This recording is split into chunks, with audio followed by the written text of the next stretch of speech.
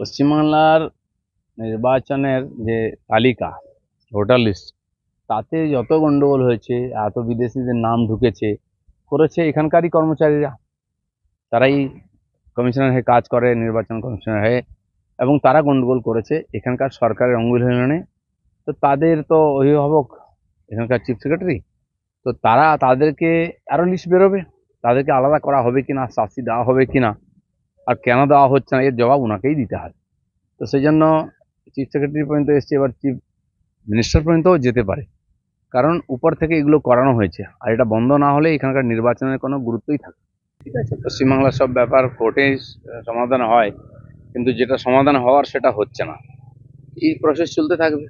আমার বক্তব্য ছিল, যদি এ ধরনের সেন্সিটিভ ম্যাটার, নির্যাতিতার বাবা মা আছেন এই মিছিলে, তো পুলিশের বিশেষ নজর দেওয়া উচিত ছিল এবং সুরক্ষার দায়িত্ব নেওয়া উচিত ছিল। কারণ তাদেরকে আর কে সুরক্ষা দেবে? যখন কোনো গন্ডগোল হলো, তার বাড়িতে পুলিশ পোস্টিং হলো যেন কেউ দেখা করতে না পারে ওনার সঙ্গে। সেইখানে পুলিশ সেদিন এই গণতান্ত্রিক আন্দোলনে তার সুরক্ষার দায়িত্ব নিল না।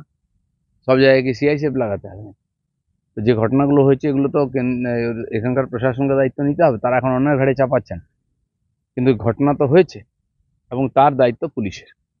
বাংলার শ্রমিক না বাংলাদেশি শ্রমিক, সারা ভারতবর্ষে এরকম লক্ষ লক্ষ শ্রমিক আছে যারা বাংলাদেশ থেকে এসে এখানকার আধার কার্ড বা রেশন কার্ড করে চলে গেছে।